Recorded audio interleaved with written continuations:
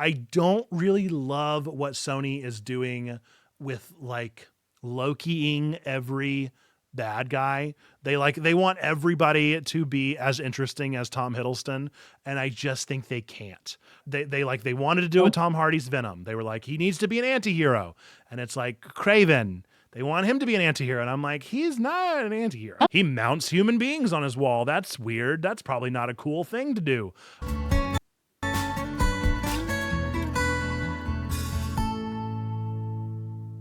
Welcome to Twig, your weekly, geekly, family-friendly news show that tackles everything from first-person Fortnite to a new Let's Play channel with some games in between. I am Nerd Pastor Nate. I'm really the pastor of Checkpoint Church, church designed with nerds, geeks, and gamers in mind. And if you're listening on the podcast version of the show, you can be sure to go and give us a good review. Click that like if you're over on YouTube, or come and listen live on Twitch every Tuesday night at 9 p.m. Eastern on twitch.tv/checkpointchurch. Folks, as usual, we're going to be starting with our What Have You Been Watching, Playing, and Reading. Folks that are in the chat live with us can respond right now, but if you're watching the VOD after the fact or listening to this episode, feel free to drop it down in the comment section. We have a new level 2 guest with us tonight. Woohoo, we love it. So I'm going to let them introduce themselves and tell us what they have been watching, playing, and reading. Take it away. Hello, my name is DGC. I'm new member of Checkpoint Church. I've been around for a while and really enjoyed it. Recently, I have been watching The Remarkable Life of Evelyn, Dawn to Dawn, Nightmare Before Christmas. I did that for a watch party over on another server, along with Batman Returns. Watched some more FNB tonight, along with some streams, a couple of nerdy sermons, and YouTube. Rock on. And I've been playing Honkai Star Rail and playing Toontown Rewritten and reading more. Very good. I didn't know that Toontown was back. I'm assuming that's like a reboot. Is that what the situation is? Yes, it was. I think it's a fan reboot. Fascinating. But it was something we started playing in the artist server. Yeah, so I definitely the era of Toontown was whenever I didn't have internet in my home, and so that was the time where my dad was like, "We're not getting internet no matter what," and so I lived life with no internet service and Toontown commercials coming on like every other ad break, and just I wanted to be a part of that world so deeply. So I missed out on a lot of the like early era MMOs, with the one exception being MapleStory, which I've told that story briefly before, but that was one that I would play on the church computer whenever my dad had meetings that went late at night. And so it worked out, but that is kind of my experience with it. And so I'm very curious to hear that came back, had enough of a following. I feel like I never actually heard of anyone playing it. It was just commercials. It was just ads of it. Go figure. And then I love that you finally watched Remarkable Life of Evelyn and loved it so much. It's so good. Yes. It's so good. It's Yes. life-changingly good. More people need to know about it. I know. I was curious about it, but it wasn't until I watched part 2 of the Nerdy Sermon series for it that really got me into it. Because when you talked about how he helped that mom with autism, that really resonated with me a lot. Yeah. It's awesome. It's an incredible thing. And I feel like every time I tell people about it, they're like, I'm not really into WoW. And I'm like, it's not about WoW. Like, you have to understand, this is not what the movie's about. It may be a delivery for the story, but it is not the point of the story. And so it is troublesome pitching it that way, because I do want to brag to the like gamers out there to be like, yeah, it's like machinima. They do the style of the characters and it's really super cool that they're like models, but then I always lose folks whenever they're not on board with WoW. Go figure. But I'm so glad that you enjoyed it as much as you did. Looking at the chat, we've got a couple of folks that have responded. DB is watching some Christmas movies, playing some Wii games with the cousins, and reading Murder Trending. Tell me more about Murder Trending. What is that? I don't know anything about that. That sounds like a trending section on Twitter. I have no idea what that could possibly be. I'm curious, DB.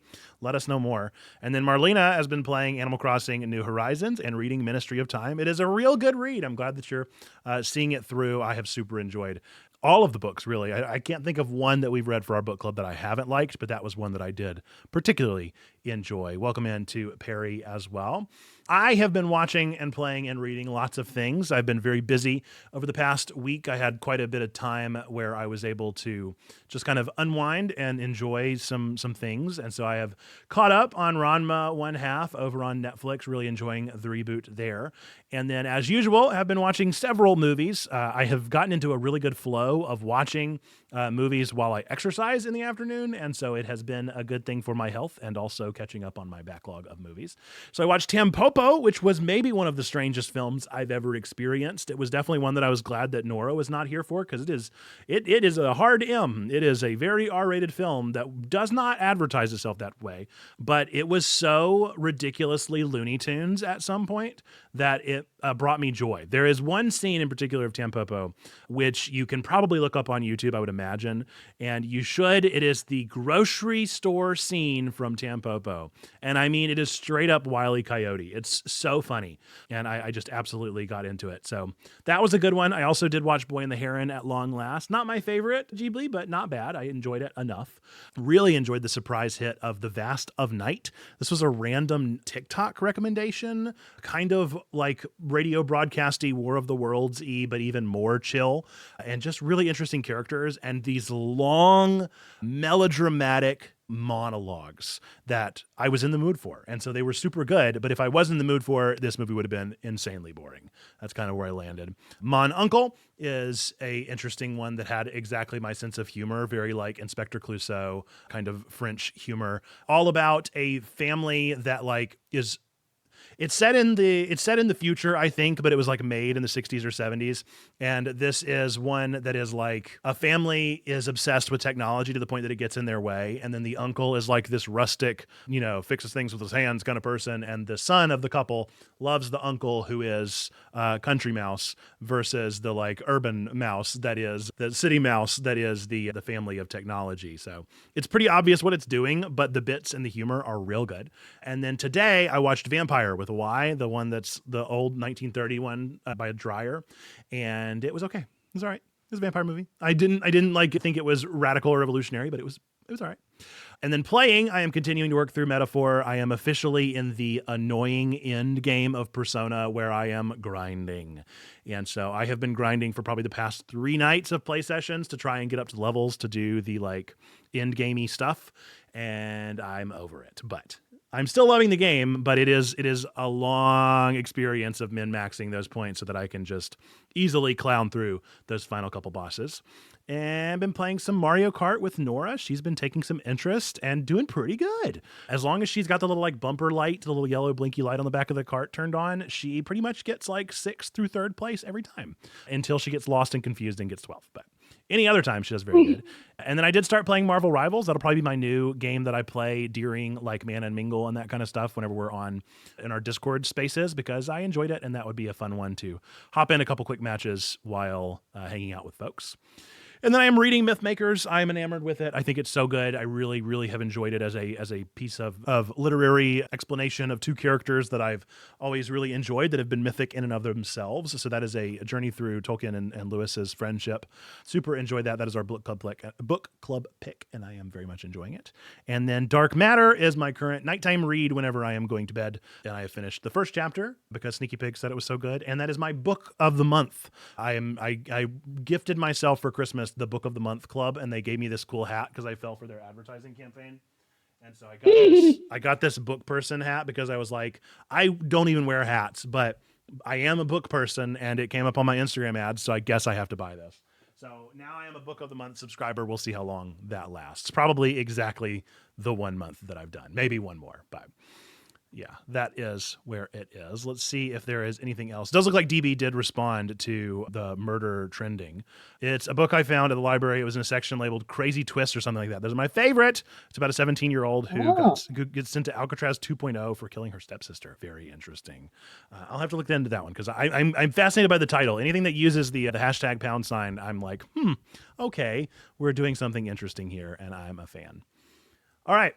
Well, with that, we're going to get past our watch, play, read. Do let us know if you happen a little bit late what you have been watching, playing, and reading, or if you haven't get a chance to type that in the chat yet.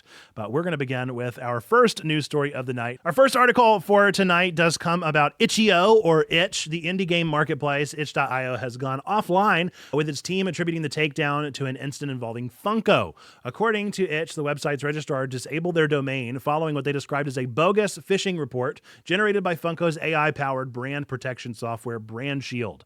While itch.io complied quickly by removing the disputed content, they claimed the registrar's automated system ignored their response, resulting in the domain's deactivation. This outage has disrupted access to all hosted projects, including indie games and non-gaming materials, leaving creators and users scrambling for alternatives. Now, the good news is that has since been alleviated. They figured it out. But that was a pretty insane couple of spins, especially since this is, I would say, the biggest indie hosting site. And so the fact that so many people had their work and their content just mysteriously vanished for a hot minute was a bit scary. Did you have any thoughts on this one? I had no idea how large it was. Yeah, I mean, whenever I think about indie games, I think about Itch. That is where I go to download pretty much any of my, if it's not on Steam, if they're not big enough or corporate enough to be on Steam, they're on Itch. This is what I think of whenever I think of solo devs, any of the TTRPG devs, solo RPGs. Our game is hosted on Itch. I didn't get a notification, so I didn't know that it got taken down, but apparently Not Another Advent Story may have gotten taken down at some point, and we just had no clue about it. Again, just interesting in the fact that I like indie games and wanted to bring this one up as a means to an end there. But thankfully, everything seems to have been sorted out, and I have no idea what Funko really had to do with the situation at this point, or what Brand Shield is, or if we will see more of these things happen, and if there's something going on, or if this is just kind of a one-off crazy scenario, and this will be the end of it. That's my preference. With that, let's get into the next one. Riot Games has announced Project K, a physical trading card game set in the League of Legends universe. Unlike the digital card game, Legends of Runeterra, Project K is designed for in-person play and features art and champion designs inspired by the League IP, aimed at fostering a competitive and community-driven. Riot envisions national and global tournaments for the game. It will first launch in China in early 2025, with a global release as Riot uh, planned as Riot publishing partners in other regions. This marks another expansion of Riot's efforts to grow its League universe across different platforms and media. Yeah, it's good stuff. I am not a fan of League. I have no interest in ever re-downloading the actual main game. But I tell you, I love all of their spinoffs. I think everything that they do is really pretty great. I honestly feel the same. I enjoyed Overwatch. I didn't really enjoy League very much. But I think that the marketing materials for what they do and the way that they have used their universe is my favorite part about this era of gaming. Absolutely. The polish is so good. And so I don't know if this game will survive, but if it's a League project, it probably will do good. And so if I were as into Magic as I used to be, I would feel okay, we are about to have another one enter into the big three. I think that this could become a new genre defining TCG because of the fact that League really doesn't miss. They could, it could not work. I think a TCG is really hard to make, but I feel like if anybody's going to be able to create a beautiful product, then it should be Riot, and maybe it will be a success. I am bummed that it's only launching in China for now. I hope that it does release quickly and is something that really takes off here in the States, because I would love to have even more cards to drain my bank account with. Yeah, I doubt it will take too long because we just recently gotten season 2 of Arcane, and I feel like maybe they would want continue going off of that, jump off of that, and continue with its sales, help get boost in popularity. Yeah.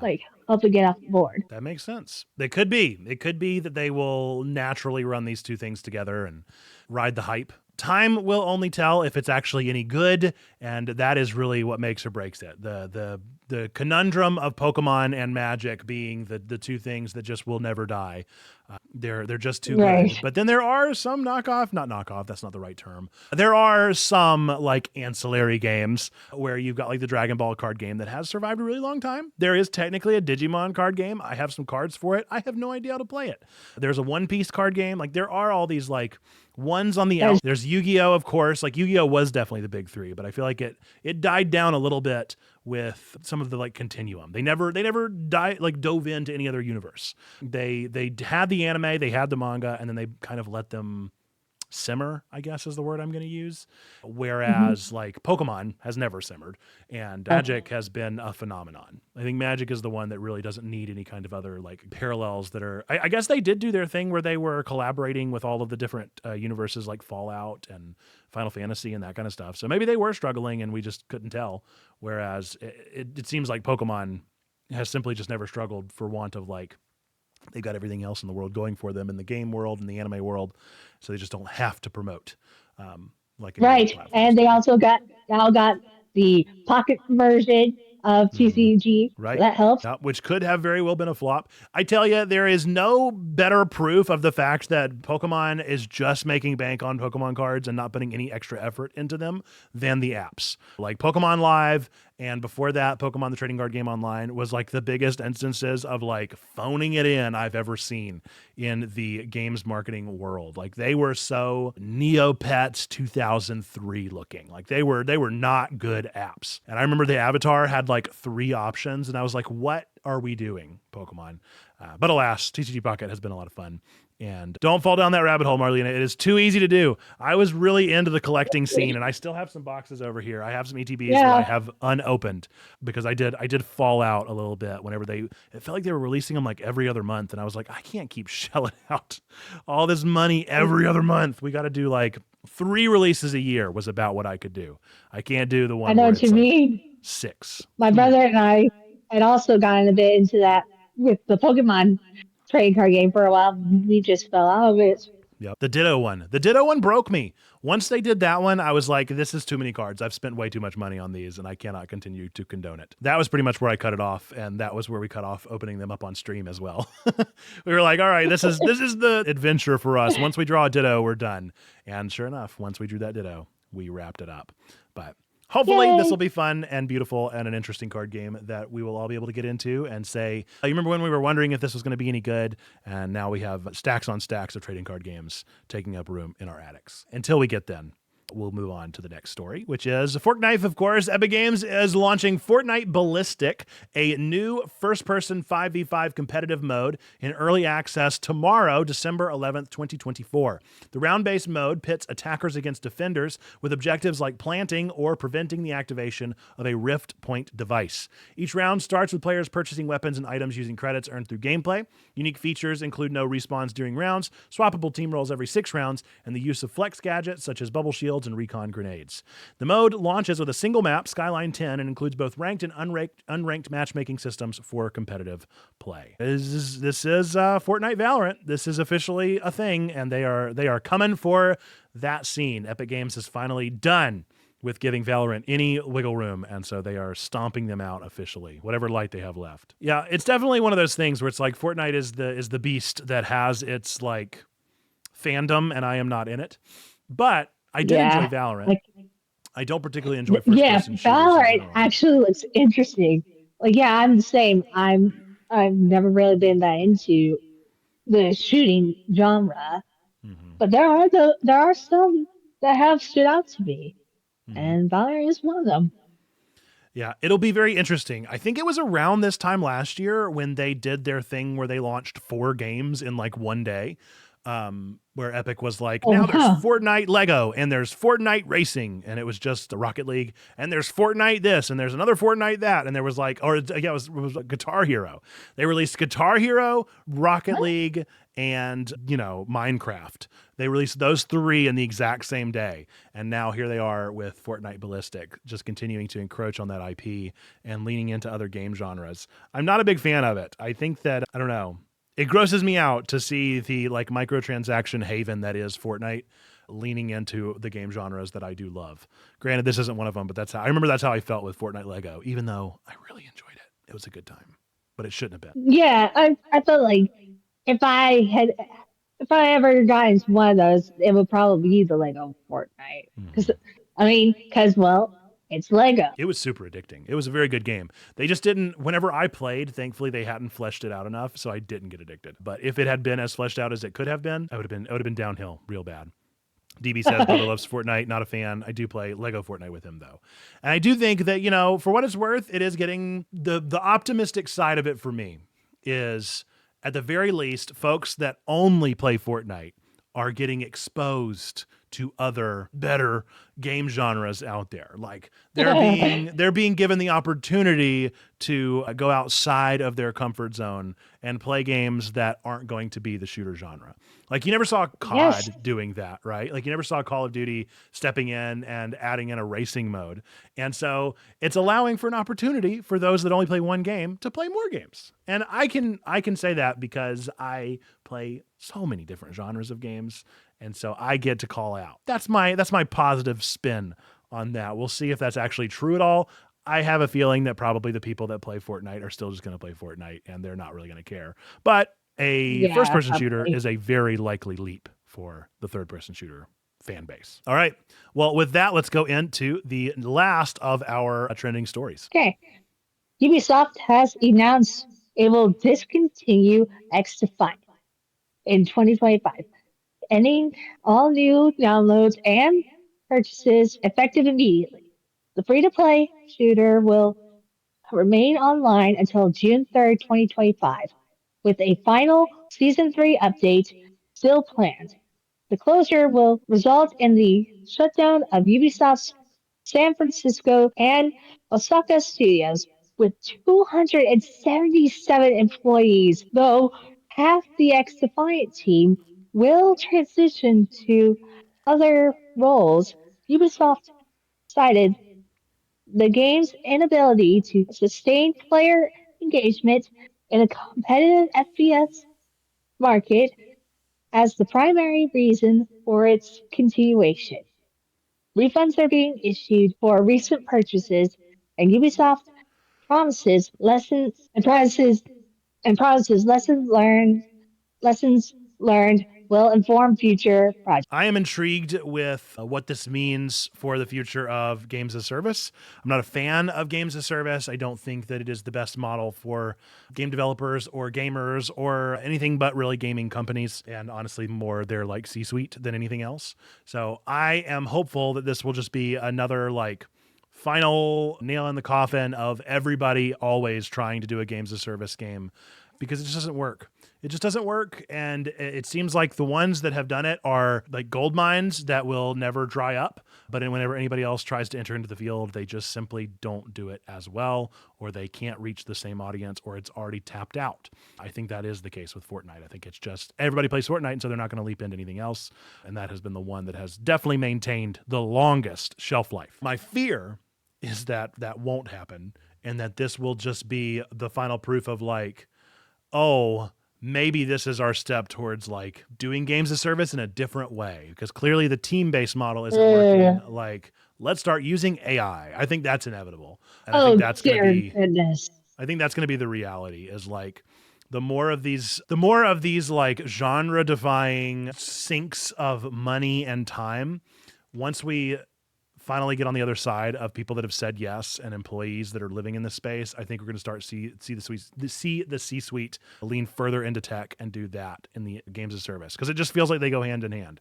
It feels like those are two sides of the same coin. So I hope I'm wrong, but that is more my fear whenever I read this kind of thing, is I want it to mean that this is the end. I have a feeling it means that we're just pivoting to the next kind of corrupt model of selling games. Yes, let's hope. Yes. So do let us know your thoughts about any of these. I will say we didn't talk about, not Don't Nod.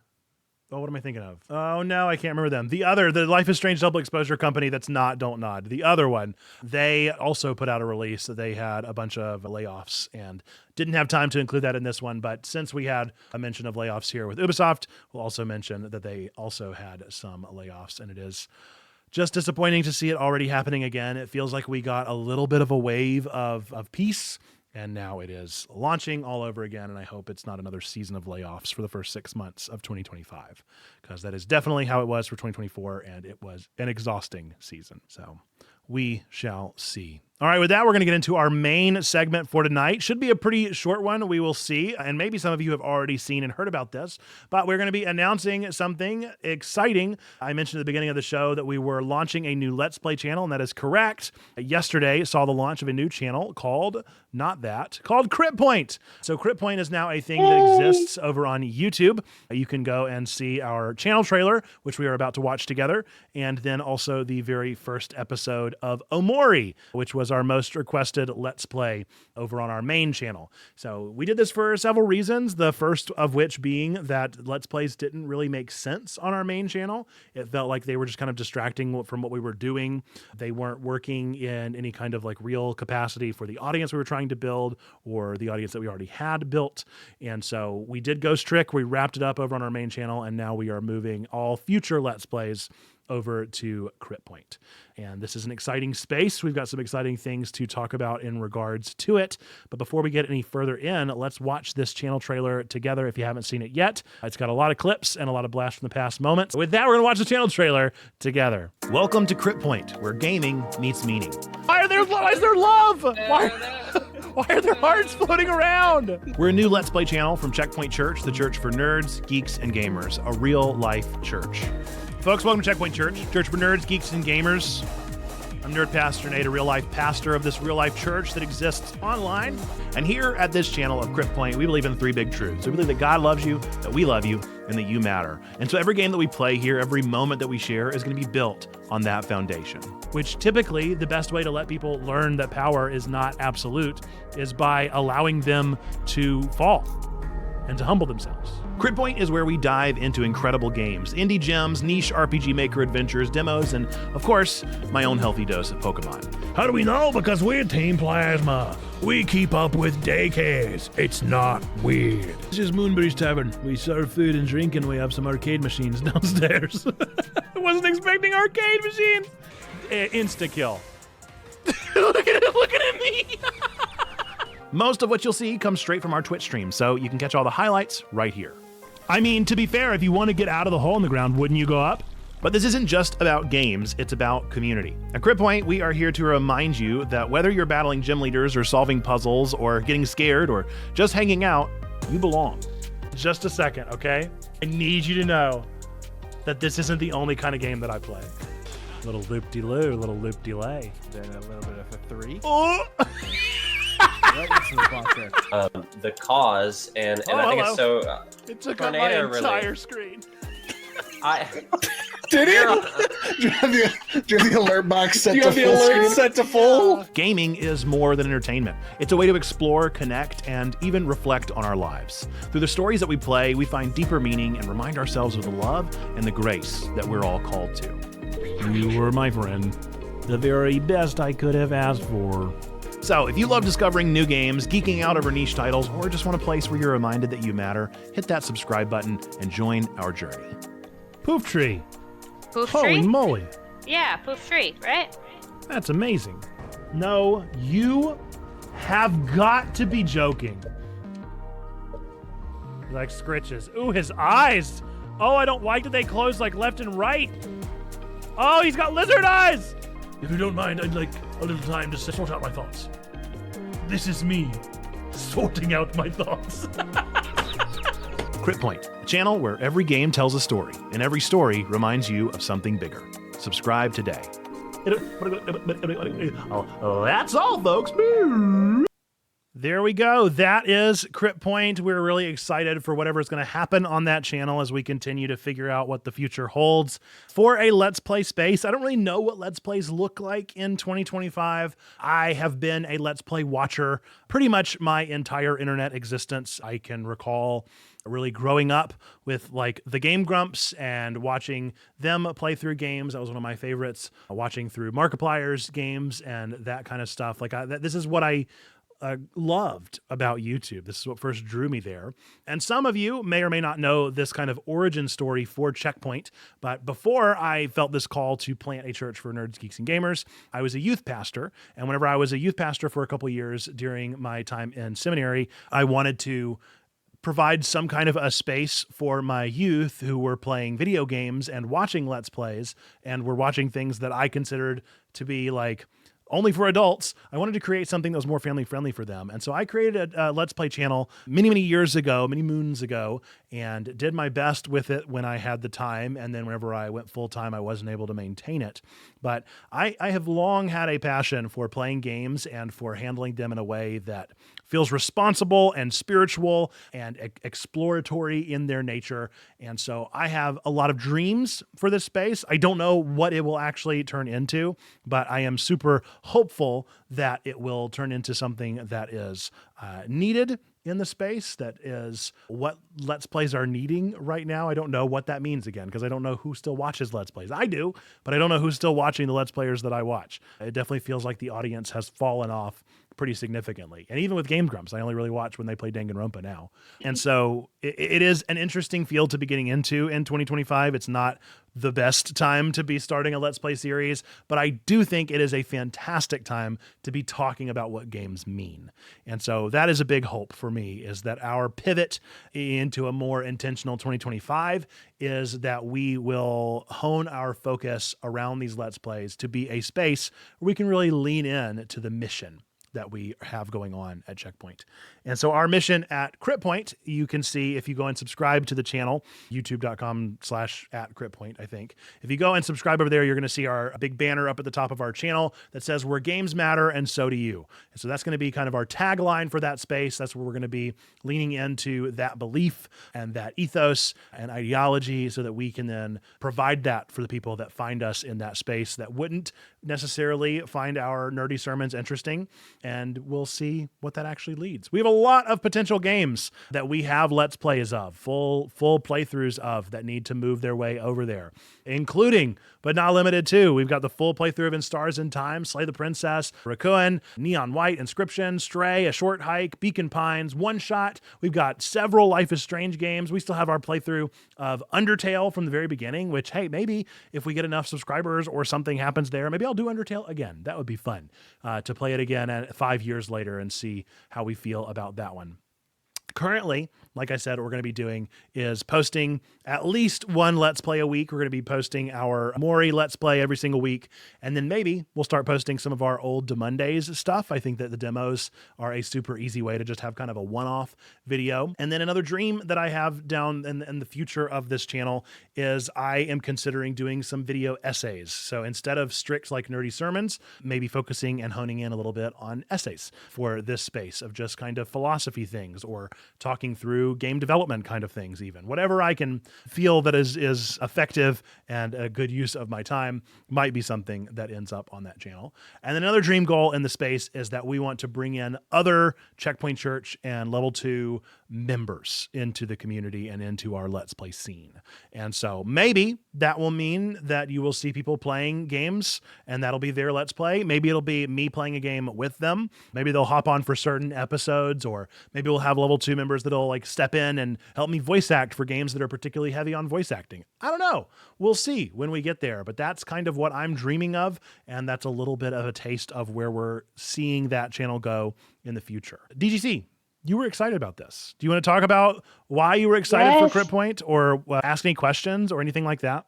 I'm just excited because, well, I mean, I follow some Let's Players in general. I feel like Johnny Awesome and Gamer who do a bunch of RPGs, and it was because of Johnny Awesome that it was another way how I got introduced into the Danganronpa series.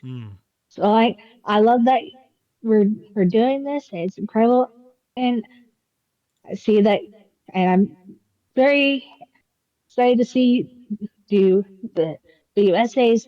I know you had said that you want to do something akin to that of what Bro Noctis does on his channel. Yeah, I'm super inspired by Prof Noctis, especially after last week we raided over to his channel so that you guys could get a little taste of that lecture plays. I'm enamored by the concept. Yeah. And of course, I'm always a fan of the demos. Yeah, demos are a ton of fun. I do think that's something that at least I can bring to the space. So I'm kind of hopeful that whenever we should get any level 2 members that are like curious about creating content for us, that they want to create something that I don't, because I have a very particular niche and I love my niche. And I think that I can lean into that niche even more if I know that other people are there to play the more popular things. Like, I think it would be really cool if we had a let's play of an Ubisoft game or things like that, because I'm probably never. I think about Star Wars Outlaws from a couple months ago was like a pretty good game. I would never have played it on stream. It's not my kind of thing,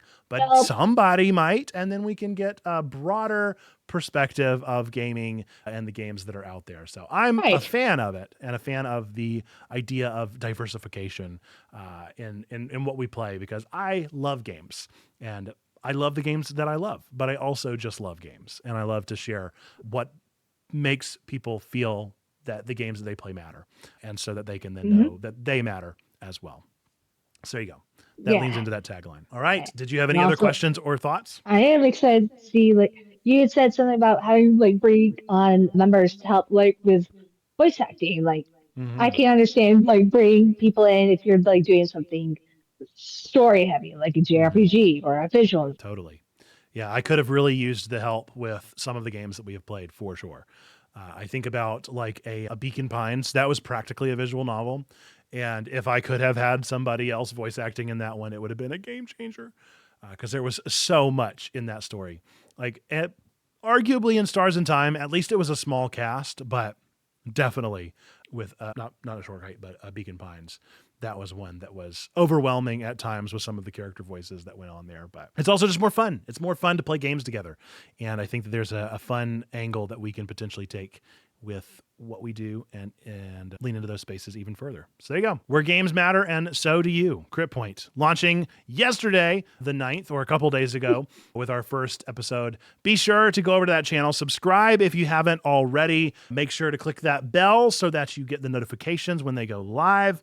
Do all of the things that need to be done in that space. Enjoy our Amori playthrough. I remember super enjoying Amori, and I look forward to seeing what else comes next. And we will probably decide what Let's Plays to do based off of a poll system. So engage in the community over there so that we can do more in that space there. And I will say, I think we will have our community tab unlocked pretty soon. People have absolutely stepped up, and we are very, very close to 1,000 subscribers on day 2.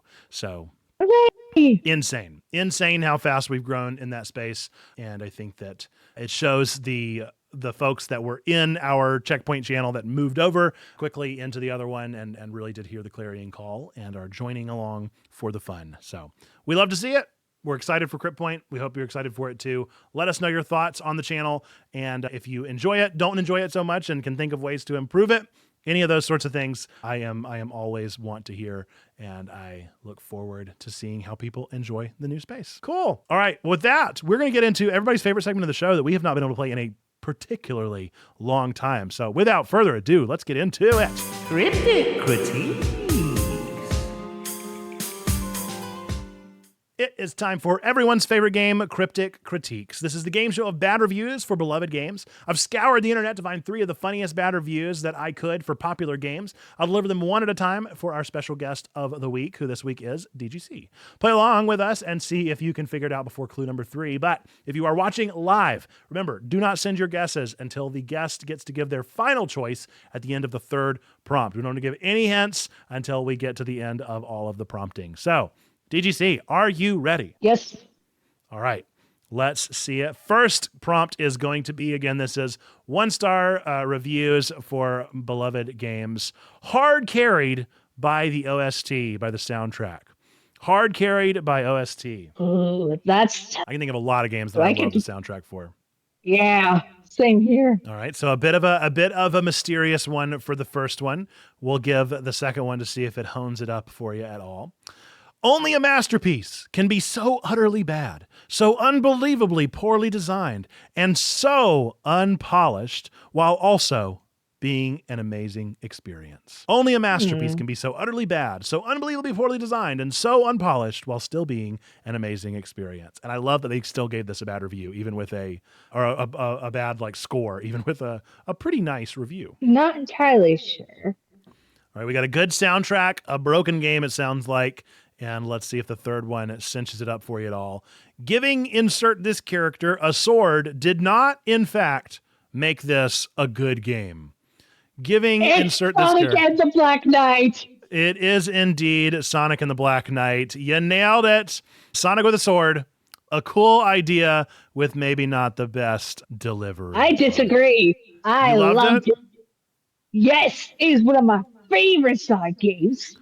Well, I missed out on that like genre. The closest thing to like a Muso Sonic, in my opinion. That's how I felt like it was cool. I loved it. You got into the challenge. And I hate that I can't play side games anymore. Yeah, I can imagine it would be an interesting experience to go back and play through any of these games, really. Like I love Sonic Adventure 2. It remains to be one of my favorite games of all time. That's my kind of game that people sometimes rag on. I feel like people pretty much universally like the Adventure series. It was 06 and on where they really started playing Sonic. I actually enjoyed 06. I know people didn't like it, but I liked it. There are some good things about it. I think it just, had it had more time, I think it would have done well. If they ever go back to the Adventure series, I will absolutely lose my cool. It would bring me so much joy to see another game entered in there.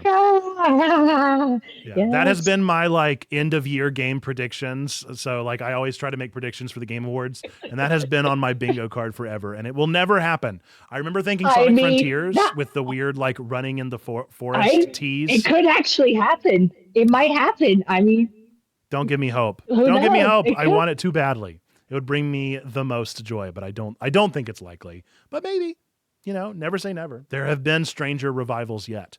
I super enjoyed Frontiers. I thought it was a really good game, and I think that I'm hopeful that they continue down the lane of like iterating, making new experiences in good games, and not just shoveling out the same. I was not a huge fan of Frontiers. Like, I enjoyed the story, but wasn't a huge fan of the gameplay. I love that Sonic Generations improved on that. Still give us an amazing story. So I do hope that they just continue from this and grow and give us an amazing. It'll be very curious to see what they actually do next. What is their next mainline game? Because Generations was arguably just kind of a reboot, or just kind of a remake, really, of the one that they did already with Shadow in it this time. So it was definitely not anything too iterative, whereas Frontiers was very different, very bold. And before that, they had that like series of games that didn't really perform too well. Sonic Colors. Boom. Oh, Sonic Boom. That Was was Sonic the Boom one before that or Sonic Colors? Either way. Oh, I'm sorry. You're referring to the games that came before Sonic Generations. Okay, yeah, it was Sonic Colors, which Sonic Colors was good. It was good. I know people had issues with Unleashed because of the Werehog stuff, but I think that was too bad. Yeah, I remember enjoying Unleashed well enough. I never played Secret Rings or Black Knight. Those are two that never entered into my zeitgeist. I wasn't playing games. I think that was during my like edgy phase where I was like, games are uncool and I'm not allowed to be a nerd anymore. And so that was very much that like unfortunate era of high school that I regret deeply in my soul, especially with my deep love of Sonic. But alas, it is what it is. Yeah, I tried Sonic Colors. Sonic Secret Rings. It was not that great. Mainly because it relied too much on the motion controls for the Wii remotes. Which I think people argued that this one did with the sword control, but I have no idea. That was it did bad not. Reviews. No, it did not. It's your fervor and your passion for Sonic and the Black Knight. It's very nice to know. Every game's got a super fan, and that is one of my favorite things about video games. Speaking of super fans, we're going to get into my favorite segment of the show, which is, of course, At this point in nerd history. That's right. It's at this point in nerd history where we talk about everything that released on this day, December 10th, throughout time and space. We're talking about some games and some movies and some random facts thrown in. So take it away, DGC, with the games.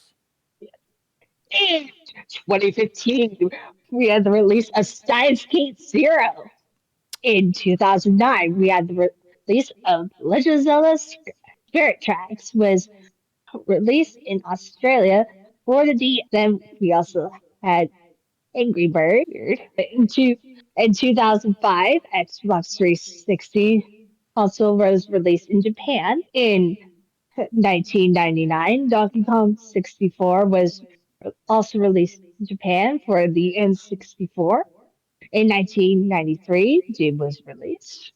In 1992, Mario Paint was released in Europe for the NES.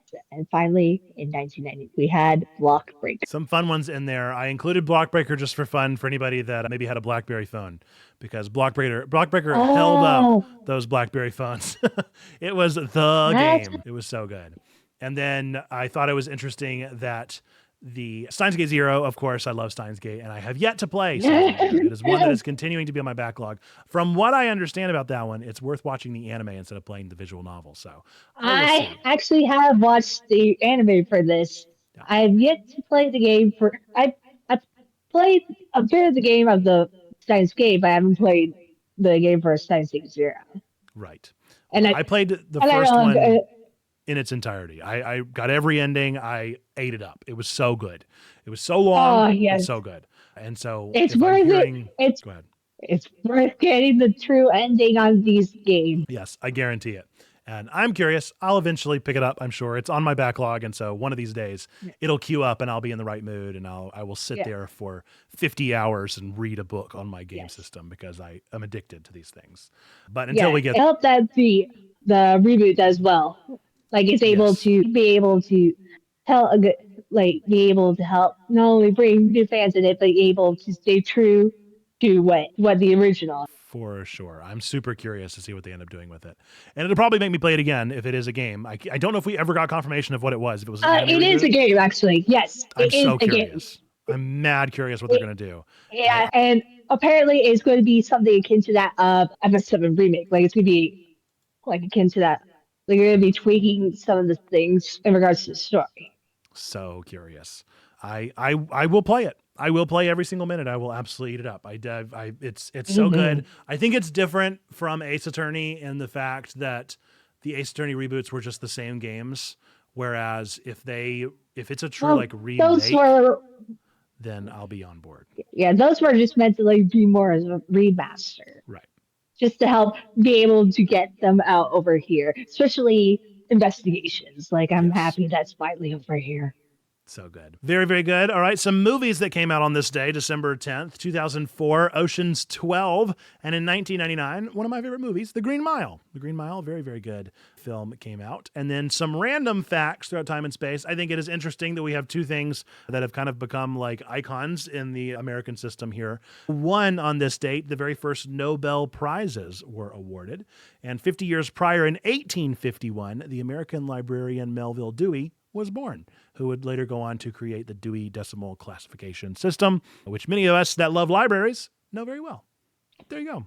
Fun facts. Some good stuff worth knowing for all of those. And hopefully you enjoyed some of those fun facts. If you're in the chat with us, if you have anything that came out on this day throughout time and space that you would like to share with us, feel free to let us know. But until that time comes, we're going to get into our next segment of the show, which is, of course,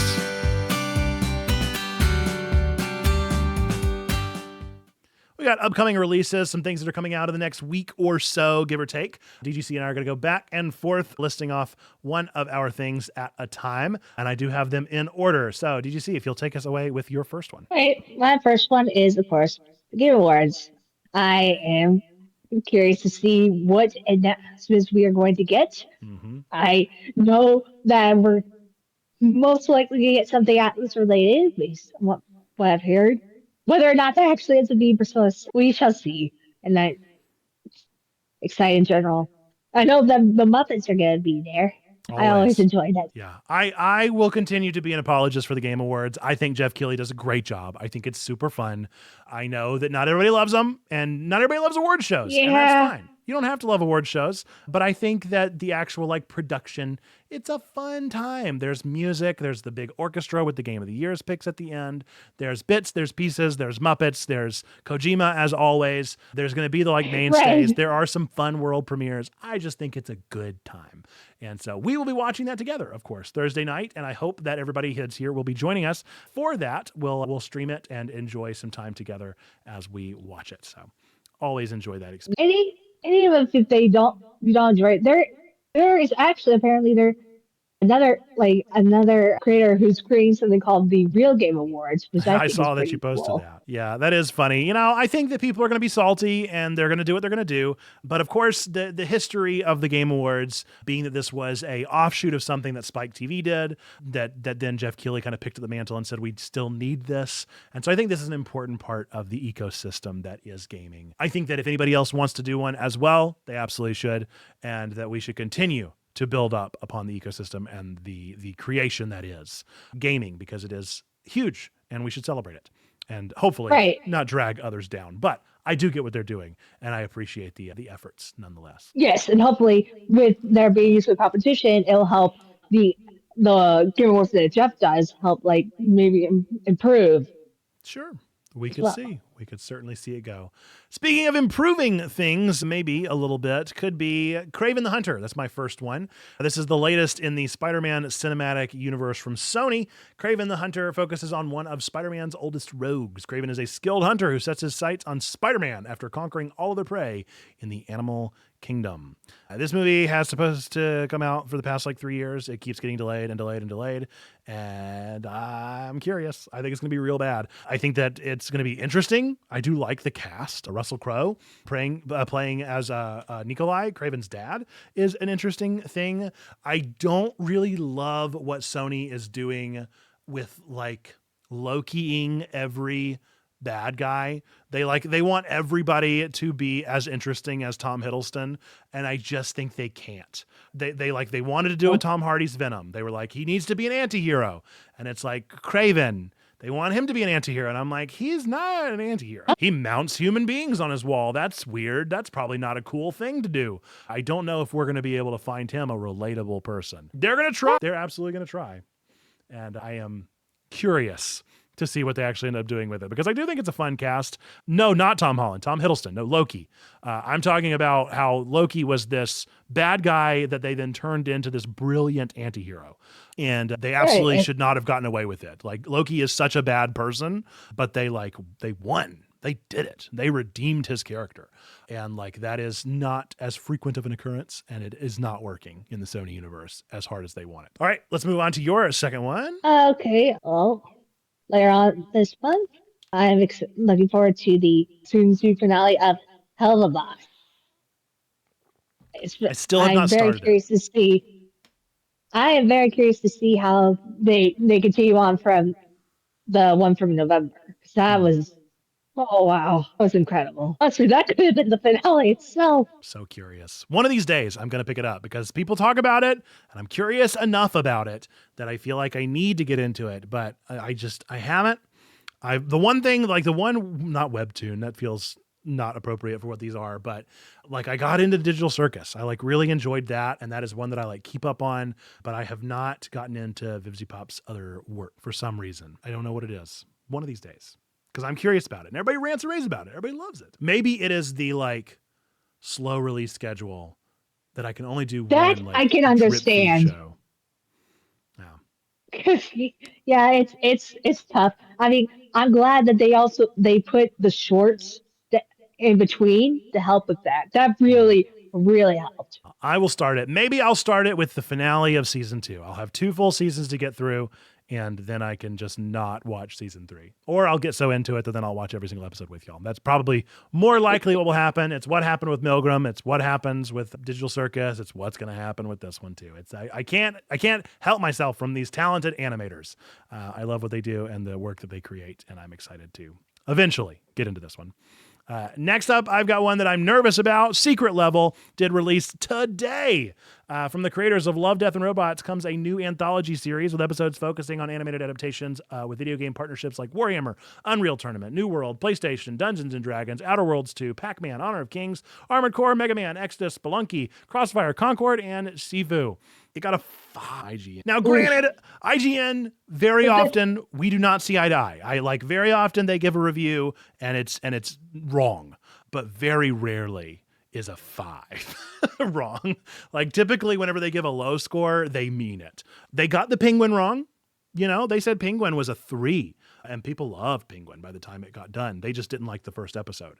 And so, maybe I'll love this. I don't know how they reviewed Love, Death, and Robots, but Love, Death, and Robots, I kid you not, is one of my favorite, things that exists. I love those series. I love every single episode. They were works of art. And I want these to be works of art, but I'm so anxious. I'm going to watch this no matter what. IGN scores won't scare me away from watching it, but I am very, very nervous to watch it. I was excited, and now I'm anxious. I'm gonna watch it. I'm gonna experience it, and I sure hope that it blows my mind like all of the Love, Death, and Robots episodes did. Now, I will say that about Love, Death, and Robots. Not every episode was a banger, and the same goes with Black Mirror. Any of these anthology series, not every episode is gonna kill it. So there's got to be some gems hidden amongst this one, and at the very least, I just love the fact that it exists. I love the fact that somebody is out there telling an anthology series of video games, and animators are getting to do their thing. So I will appreciate it from an artistic level at a bare minimum, but nervous, very nervous. And we'll probably be watching those over the course of the next couple days.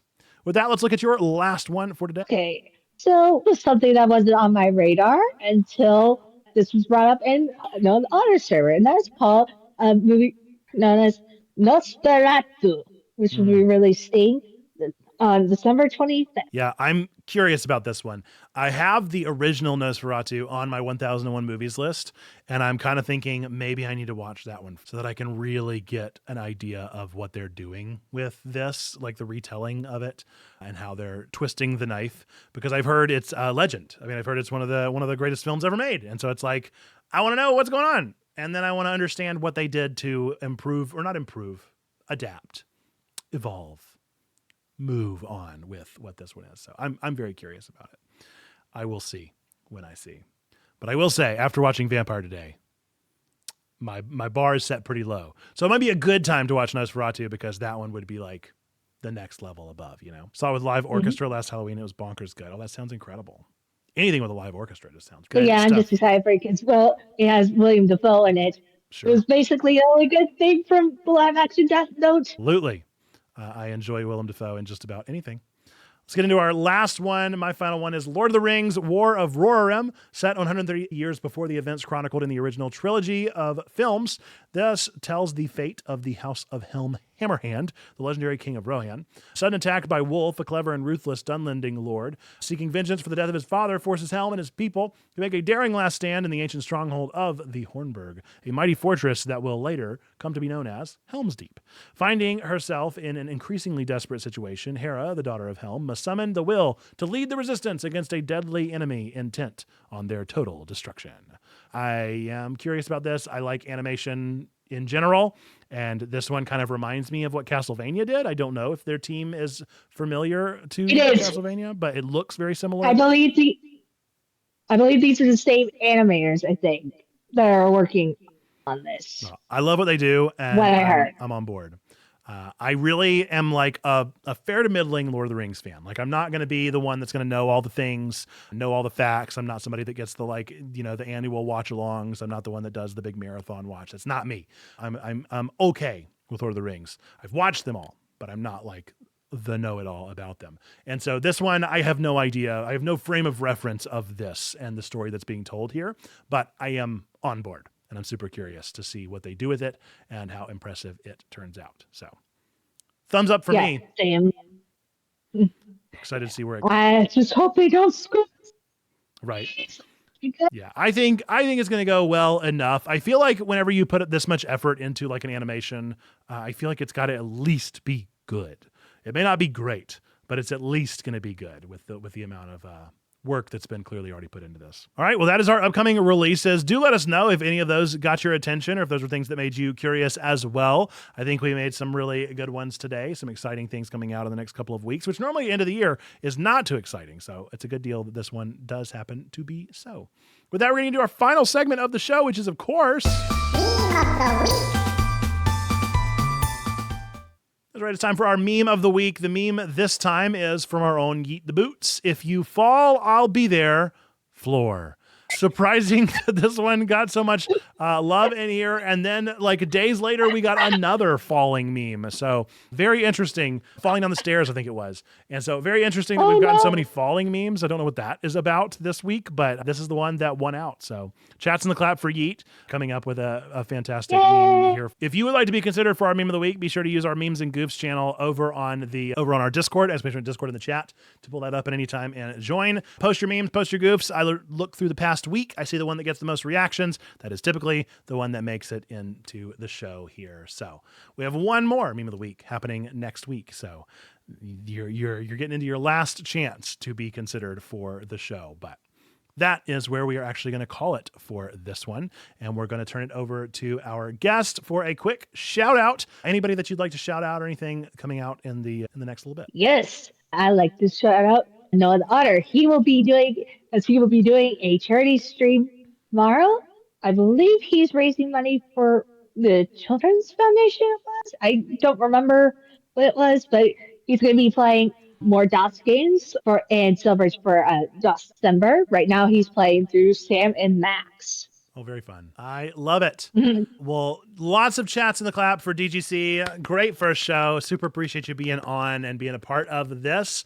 Folks, as always, this has been Twig, your weekly, geekly, family-friendly news show delivered live on twitch.tv/checkpointchurch each and every week, keeping your family connected to the world of nerdy news. If you watched this far, you probably enjoyed this one. So remember to give it a 5-star on your podcast app. Click that like button. Recommend the show to all your favorite nerds. We appreciate everybody that supports this show by sharing, by commenting, by doing all of those wonderful things. But we do want to give an extra special shout out for those that go the extra mile and support us financially by being a subscriber here on Twitch. So thank you to Mindful Marlena, Go Be Church, Animal Art, Twilight27, Nerd Pastor Nate, DGC 121996, Maybe 30 Bats, Ed Dude 3452, Tiny Christian P, Perspective, Wizened Lemur, Zando Calrissian, Joanna the Scribbler, Coyote42, Trombone Dalek, Bui Sugar Haiku, and Sneaky Pigs 633. Is there going to be Twig next week? Yes, it will be the finale, the final episode of Twig for this season. We'll be taking a break until the middle of January, in which we will totally be pivoting on a lot of things, moving on from a lot of different stuff that we will envision and share a little bit of a dream for in next week's episode. So look forward to that, the final episode of Twig for 2024. It is coming, folks. I can't believe that we are this close to the new year. This year has absolutely flown by, and I want to thank you for spending the time that you have with Twig. With that, we're going to end this one as we always do with our 3 things that we believe true at every single one of you out there, whether you believe in God, don't believe in God, go to church, don't go to church, hate God, hate church. We still believe these to be true. Number 1, that God loves you, like really, really loves you. Number 2, we love you. We want community with you. That's why we do this. And then number 3, that you, yes, you matter. You are a person of sacred worth. The world's a better place. Why? Because you are in it. Folks, with that, until the next time that I see ya, whether it be over on our Discord or whether it be for one of our random streams with the Game Awards on Thursday, I look forward to seeing you then. Till next time, bye-bye!